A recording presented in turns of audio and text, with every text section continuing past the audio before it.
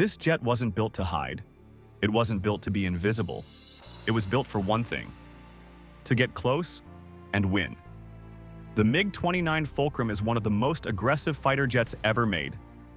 And during the Cold War, it was designed for one purpose: to hunt down Western aircraft and destroy them in a dogfight.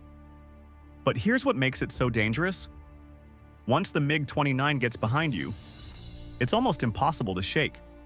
Because this jet doesn't fight like most aircraft. It fights like a predator. So how dangerous is it really? And why did it scare NATO pilots so much? Because on paper, the MiG-29 doesn't look unbeatable. It's not the fastest, it's not the most advanced, and it doesn't rely on stealth. But when you see how it actually fights, everything changes. Let's start with what makes it terrifying. Agility.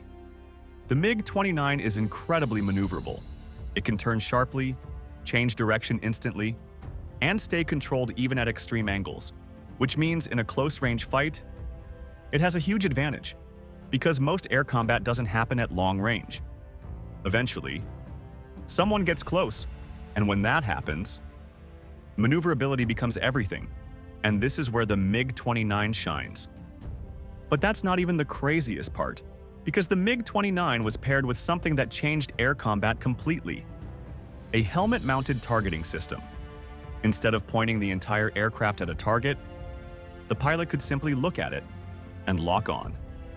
That meant even if an enemy jet wasn't directly in front, the MiG-29 could still target it and fire, which gave it a massive advantage in dogfights, because now, the fight wasn't just about position, it was about reaction time.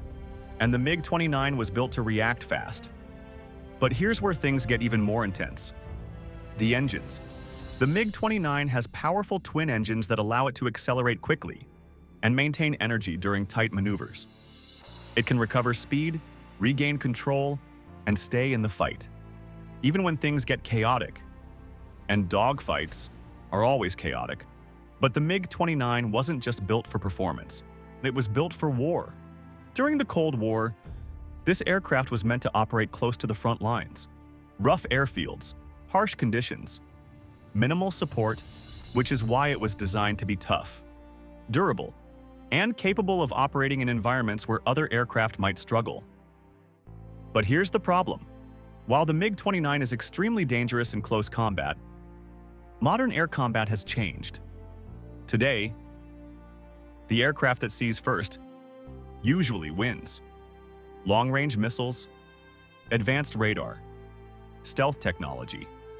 All of these reduce the need for close-range dogfights. And that's where the MiG-29 starts to lose its advantage.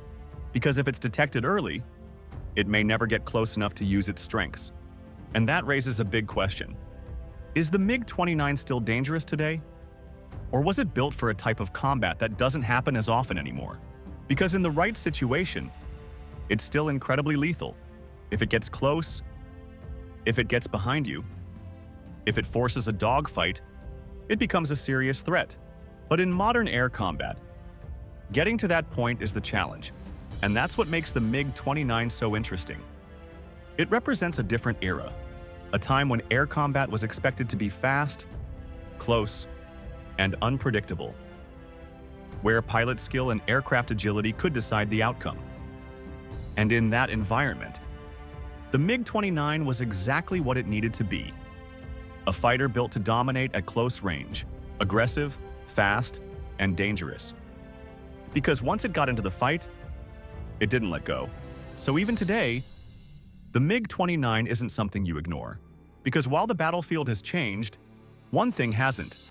If a fight gets close, the most aggressive aircraft still has a chance to win. And the MiG-29 was built for exactly that. If you enjoy content like this and want to see more deep dives into the world's most powerful aircraft, make sure to like the video and subscribe, because there's a lot more to uncover.